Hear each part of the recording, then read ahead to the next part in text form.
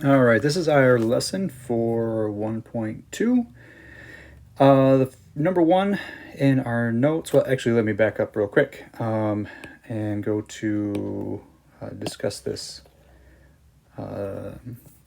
definition really quick. So there's a couple of words, postulate and axiom, that we will see pop up in geometry, and the definition of these is just a rule that is accepted without proof. So a lot of our geometry rules later on, we're going to need to prove, we're going to need to show how and why they're true. These are things that are kind of accepted. So they're generally more basic type rules. Number one is measuring. And really the only thing we need to add to our previous measuring discussion is that we want to measure from the center of these dots.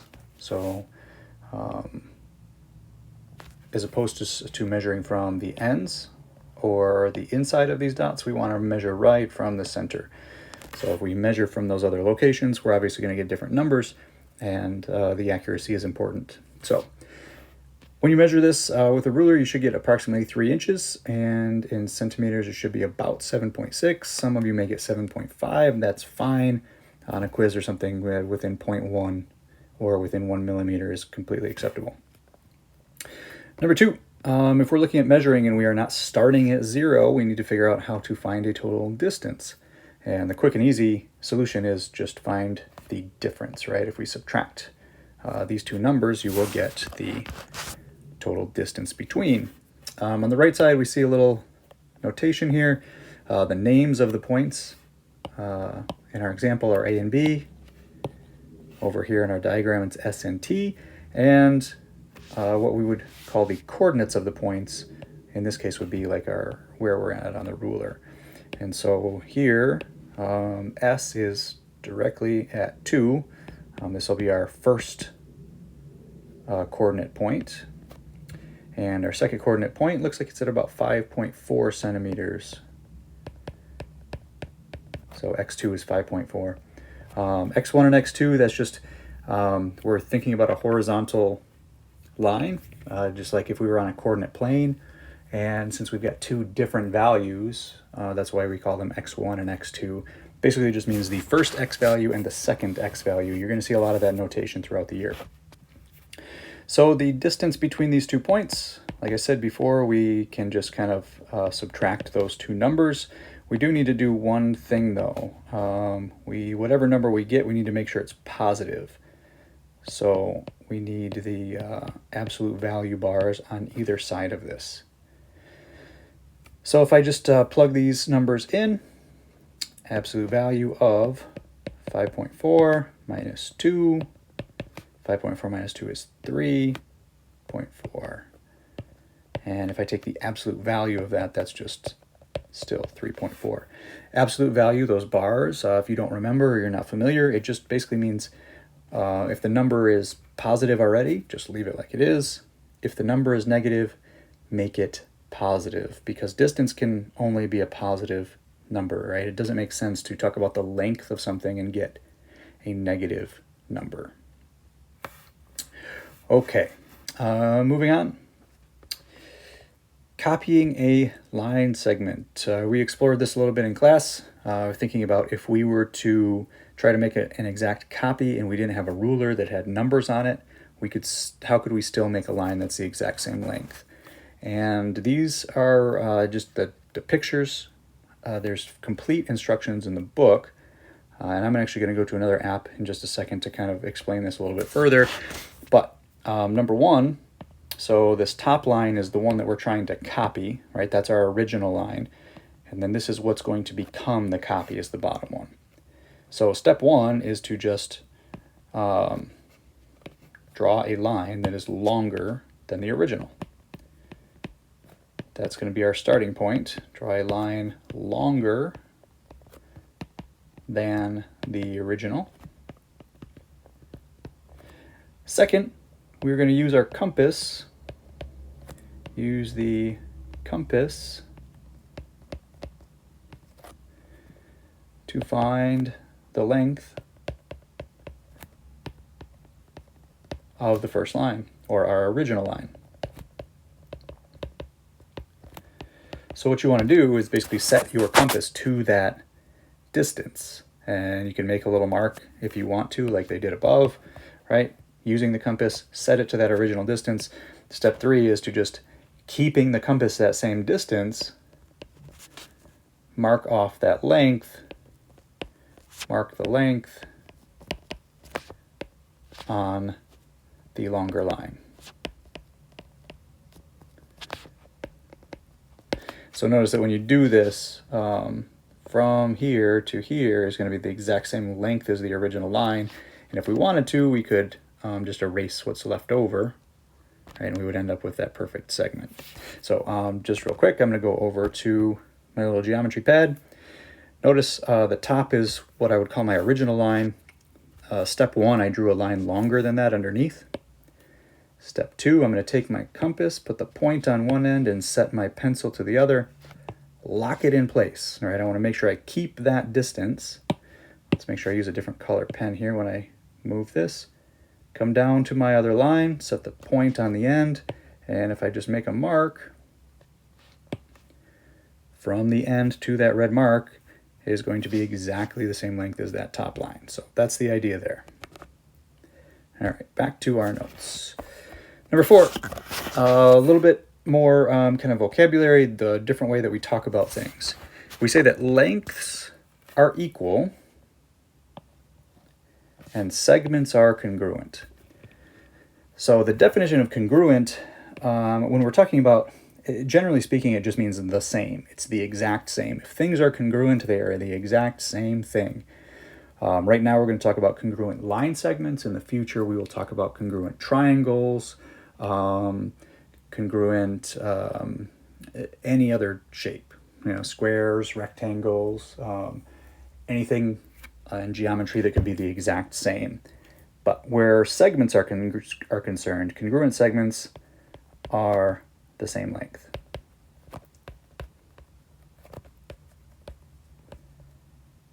Same length. So these two segments on the right are congruent and their lengths are equal. So the segment themselves are congruent, the lengths of those segments are equal. This little line, this red line through the segment, since those both have one line, that's an indication that those are congruent. We use slightly different notation when we're talking about equal and congruent. So AB has a length equal to CD. Notice when we're talking about lengths, there's no bar over the top. All right, so if we have the letters without the bar, that tells us we're specifically talking about their length.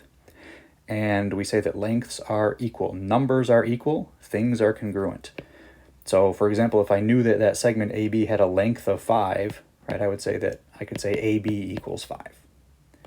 And that must mean that CD also equals 5. And therefore, they equal each other. Segments are congruent, and we talked about naming segments already. So if I'm talking about these segments themselves, I would say AB with the line is congruent to CD with the line. That symbol that I wrote right here means congruent. And so it's an equal sign. It's got a little squiggly line over the top. So yeah, I guess that's it. Segments are congruent. Lengths of segments are congruent. These segments themselves, wow, I just messed that up again. Lengths are equal. The segments themselves are congruent. All right, moving on. If you haven't done this yet and you're watching the video, I would recommend trying to plot these points yourself, seeing if you remember how to do this. So this would be a good time to pause and then come back. The points, if we remember, this is our x-axis, and going up and down, this is our y-axis. Always a good idea to label your axes. Positive x values are to the right, negative x values are to the left. Similarly, positive y values are up, negative y values are down. So that means that point J is at negative 3, 4. 2, 3, 1, 2, 3, 4. This would be point J. K is at 2, 4. point L is at 1, 3, and point M is at 1, -2. And our actual question here says, determine if these two segments are congruent. So segment JK and segment LM. So I would probably draw this line here, make it an actual segment. And if you're doing this on paper, I would definitely use a ruler, make our segments nice and straight. So the question is, are they congruent? And so this is another place I would pause and ask yourself, what would that mean? How would I know if they're congruent? And the first thing we might do is, well, if we go back up above, we said something about if their lengths are equal, that means they're the same. And if they're exactly the same, that's what we call congruent. So our rule really is, if the lengths of segments are the same or equal, then they are congruent. The segments, they are congruent. Okay. So if the lengths are the same, then the segments themselves are congruent. So since these are just straight, left and right, up and down, we can just count. 1, 2, 3, 4, 5. 1, 2, 3, 4, 5. So they both have a length of 5. So since they both have a length of 5, then they are congruent. Yes, they are congruent. And we know we could apply what we just learned in that previous number there. We could say since the lengths are equal, right? Since JK equals LM. Just realized that I didn't label M over here. Since the lengths are equal, we know that the segments are congruent. In this logical form, we're going to work a lot with throughout this year. If this one thing is true, then this other thing is true. Meaning that I have to show this original part, and if I can show that that's true, then I can also say that the second part is true. Okay, moving on, final piece, segment addition postulate.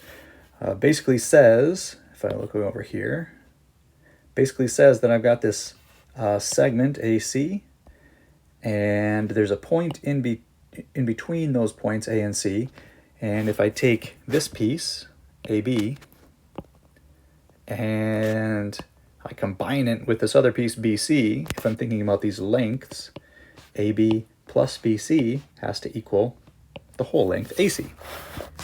So there's a couple things we can conclude from this. If B is between A and C, so if I've got any 2 points AC, and then another point B that's in between them, it must be true that AB plus BC is equal to the whole thing, AC. And if you need a second to kind of digest that and look back and forth between the image and, the diagram and the equation, good time to do that. Similarly, if we know the equation is true, if some segment AB plus BC, if those lengths add together to equal AC, then it must be true that point B is somewhere between A and C. Clean this up a little bit. So we can use that equation to find missing values.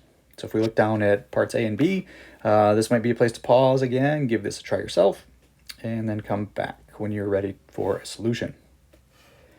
In part A, we're trying to find DF, so that's the entire length. We can always set up the equation just like we did above.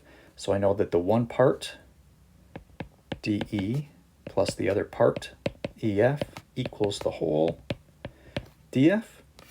And I also know that DE, this number right here between that, represents its length.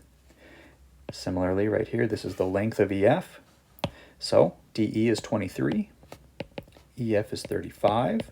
And all I'm doing is substituting those into the equation. What I'm looking for is the missing side, DF. 23 plus 35 is 58. And that is our answer.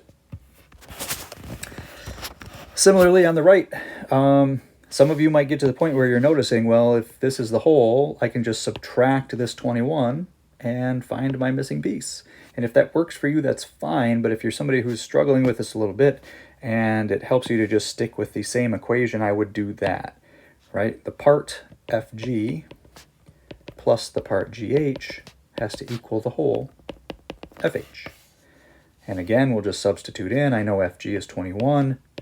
What I'm looking for is that part GH, and I know FH is 36. So my goal is to get that GH by itself.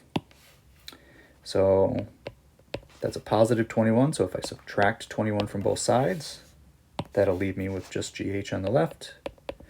36 minus 21 is 15, and that is our final answer.